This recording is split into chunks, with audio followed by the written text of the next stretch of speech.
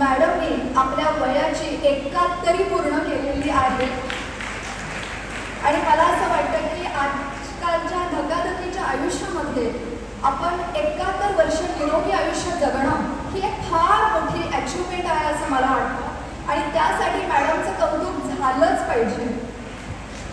71 वर्षाचा मॅडम एक सुंदर आयुष्याचा प्रवास, प्रेम, आपुलकी आणि आशीर्वादाची सदैव साथ, आठवणींची भरपूर आठवणी, अनुभवाने असे समृद्ध तुमचं आयुष्य आरोग्य, आनंद आणि समाधानाने अखंड उजळून राहू देत अशा आम्हा सर्वांकडनं आपल्या वाढदिवसासाठी, आपल्या दीर्घायुष्यासाठी आम्ही प्रार्थना करतो आणि माईक तुमच्याकडे हँडओव्हर करते. Thank you so much. नमस्कार. आमच्या शब्दाला, विनंतीला मान देऊन आपण सगळे इथे आलात. वेळ झाला पण तरीही तुम्ही सगळे थांबलात. तर सर्वात प्रथम मी सर्वांचं स्वागत करते आणि आभार पण मानते.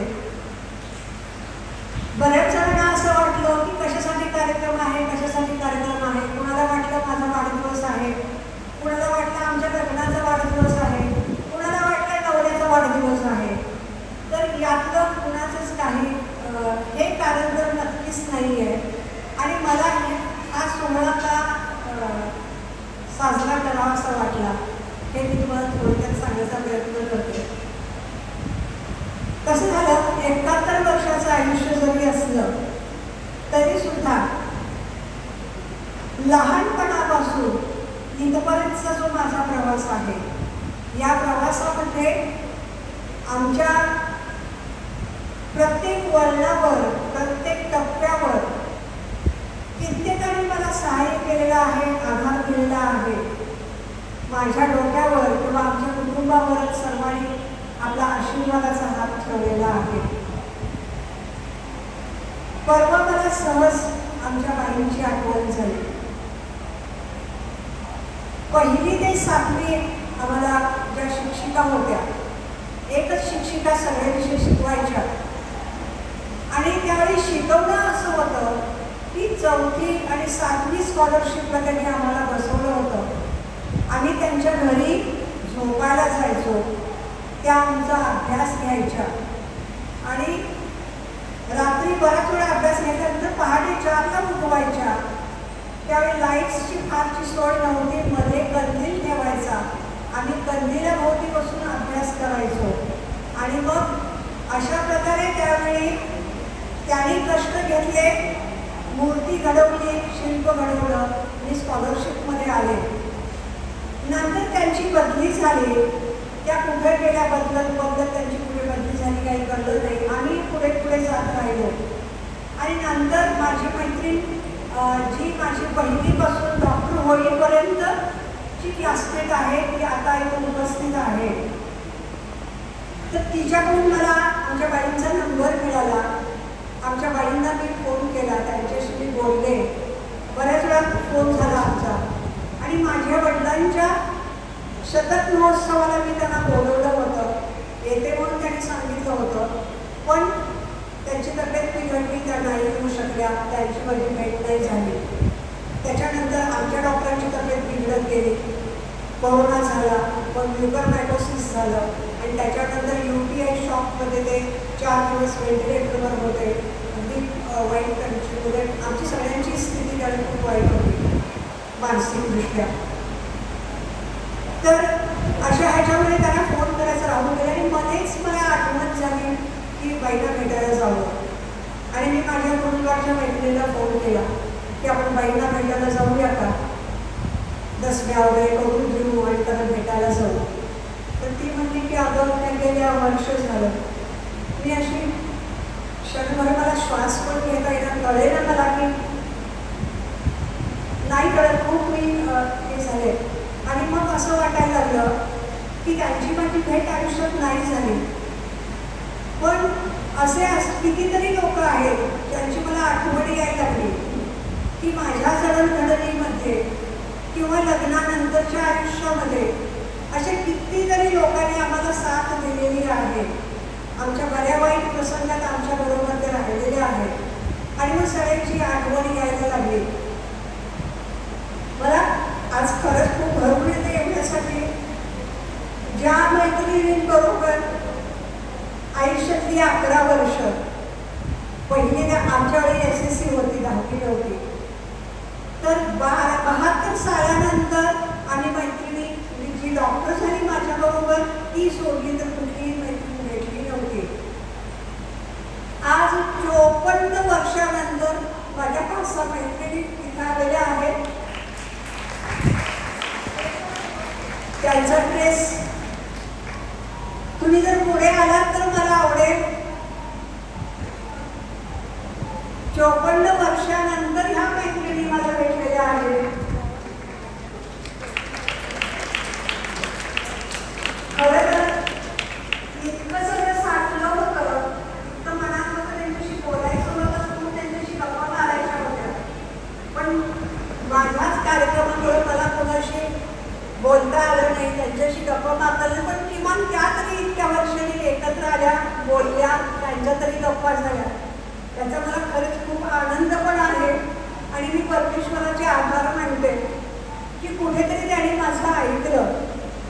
परवा मी वारीला गेले होते, गेल्या महिन्यात चालत वारी केली आणि माझी मैत्रीण माधुरी बडवे, तिचे क्लासमेट्स प्रत्येक वर्षी वारीला जातात म्हणून मी तिच्याबरोबर ह्या वर्षी गेले आणि मी म्हटलं अरे किती गोड आहे, तुम्ही सगळे एकत्र वर्षाला एकत्र येता भेटता, मला कोणी भेटत नाही. आणि विठ्ठलाने ती माझी हाक ऐकली आणि आम्ही वारी संपवून परत येताना तुळजापूरला गेलो. तुळजापूरवरून अक्कलकोटला जायचं का सिद्धेश्वरला, सोलापूरला यायचं अजून ठरत होतं. शेवटी सिद्धेश्वर ठरलं आणि तिथल्या एका मैत्रिणीचा मला फोन नंबर मिळालेला होता. सोलापूरमध्ये मी प्रवेश करताना तिला फोन केला, आता मी सिद्धेश्वर मंदिरमध्ये येते, तू येशील का? PDF व्हायची मैत्रीण ती माझी.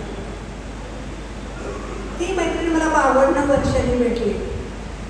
मी विठ्ठलाने त्या माझं ऐकलं आणि त्याचबरोबर अशा असंख्य खूप जण आहेत माझ्या आयुष्यात की बरं असा काही प्रत्येकाचा हायवे असत नाही. कधी कधी आपला मार्ग आपल्याला तयार करावा लागतो, कधी ठेच कळतो, कधी रक्त आणतो, कधी मन बंबाळ होतं. पण अशा वेळी सुद्धा आयुष्यातल्या प्रत्येक चढ उताराच्या वेळी ज्याने ज्याने मला साथ दिली, जे जे माझ्याबरोबर राहिले, माझ्या कुटुंबियांबरोबर राहिले, त्या सगळ्यांची मी खरंच खूप खूप ऋणी आहे आणि प्रत्येकाकडून मी काही ना काहीतरी शिकलेली आहे. जे जे माझ्या आयुष्यात आले कारण अशी सहजासहजी, सर तुम्ही आलात मला खूप आनंद झाला, सर आता आले, दीपक सर तुम्ही कुठे आहात, लक्ष्मण पाटील सर आले.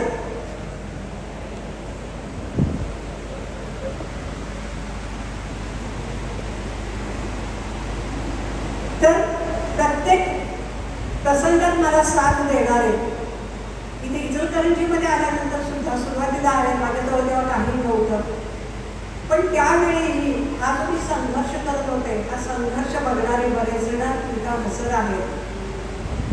आणि याच्यामध्ये जेव्हा मी इचलकरंजीहून कबनूरला शिफ्ट झाले तर कबनूरमध्ये सुद्धा काहींनी मला त्रास द्यायचा प्रयत्न केला. तशी मी उपरी होते ना, कबनूरची लेख होते ना, कबनूरची सून होते, त्रास द्यायचा प्रयत्न केला.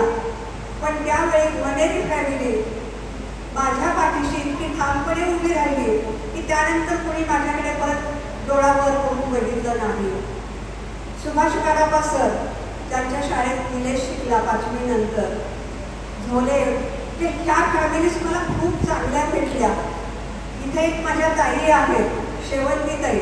मी जेव्हा PDF व्हायला कोल्हापूरला होते, हॉस्टेलला सकाळचं जेवण व्हायचं, कधी कधी संध्याकाळी मासा असायचा हॉस्टेलमध्ये, पण जेवण मिळायचं नाही. पण ह्या ताई स्वतः स्वयंपाक करून जेवण होत्या आणि माझ्यासाठी काहीतरी त्या काढून ठेवत होत्या. सुलू, माझं नाव सुलोचना, गावातलं कमल, कॉलेज शाळेमध्ये सुलोचना, इथे नीता पाटील. ते सुलू तुझ्यासाठी ठेवले, भेट 2 तास खाऊन घे. म्हणजे कसे ऋण फेडायचे यांचे, नाही भेटू शकत मी ऋण यांचे.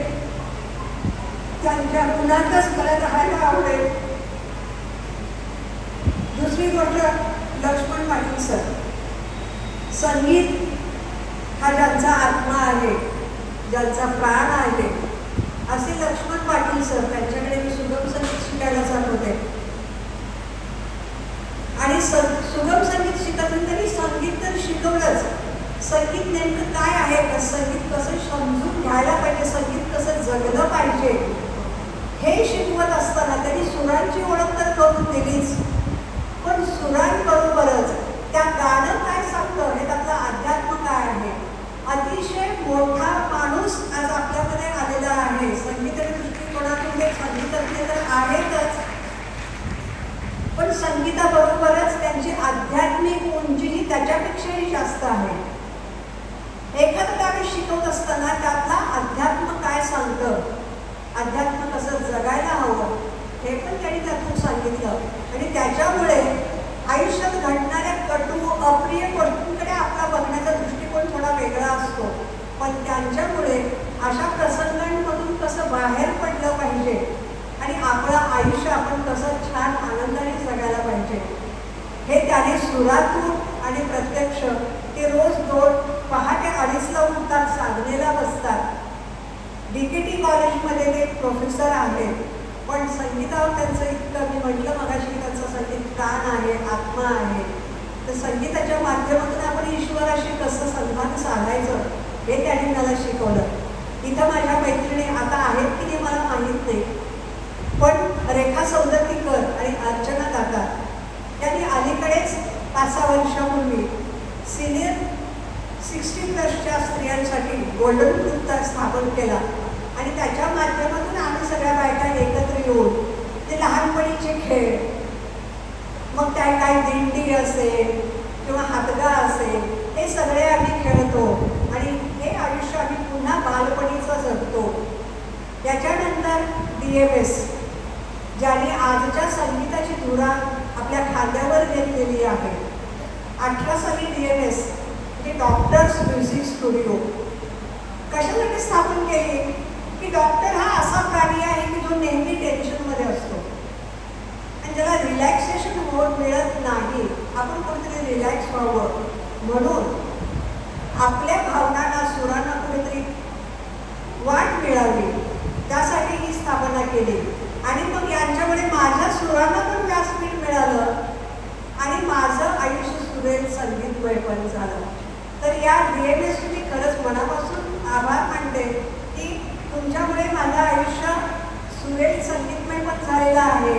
पण आता या जेव्हा पैलतीने जाण्याचे वेध लागतात ते तितक्या विविध रंगाने उजळून निघालेलं आहे की आयुष्यभर हे सुरांचं आणि तुम्हा सर्वांचं मी ऋण नाही फेडू शकणार आहे. अशोक पाटील सर आहात का तुम्ही कुठे येते? तर अशोक पाटील सर, तसे ते माझे पेशंट, त्यांच्या मुलांची डिलिव्हरी वगैरे माझ्याकडे झाली, आमच्या कॉलनीमध्ये असतात आणि मोठ्या भावाप्रमाणे त्यांनी नेहमी सांगितलं, मॅडम तुम्ही फक्त हात मारा. तर त्यांना हात मारायची गरज नाही पडली. म्हणजे असे इतके सगळे जे माझ्या आयुष्यात आले त्या सर्वांविषयी जी कृतज्ञता वाटते ती व्यक्त करण्यासाठी, तशी ती व्यक्त होणार नाही आहे त्यासाठी मी हा आजचा घाट घातला. आणि बाई माझ्या ज्या गेल्या त्यावेळी असं वाटलं एका क्षणी की हळूहळू एक मोठी निघून जातील. आणि मग मी नंतर ठेवलं, कदाचित मी नसेल, कदाचित मला हवी असणारे कोणी नसतील. आणि म्हणून पावसाची कोणी मला वेड्यात काढलं असेल, ह्या बाईनं पावसात कसं काय ठेवलंय. तर पाऊस असो काही असो, मला सगळ्यांना भेटायचं होतं, सगळ्यांना एकत्र करायचं होतं. मी प्रत्येकाकडे नाही जाऊन भेटू शकणार होते, त्यामुळे म्हटलं आपण सगळ्यांना गोळा करू. आणि मी सांगितल्याप्रमाणे विनंतीला मान दिल्याप्रमाणे तुम्ही सगळे आलात, तर तुम्हा सर्वांचे मी खरंच खूप खूप आभार मानते. आणि आता पुढच्या कार्यक्रमाची, कारण तुम्हाला अजूनही गाणी वगैरे ऐकवायची आहेत, तर ती सूत्र मी राहुल आणि स्वातीकडे देते. धन्यवाद. मॅम, एक मिनिट तिथे सांगा.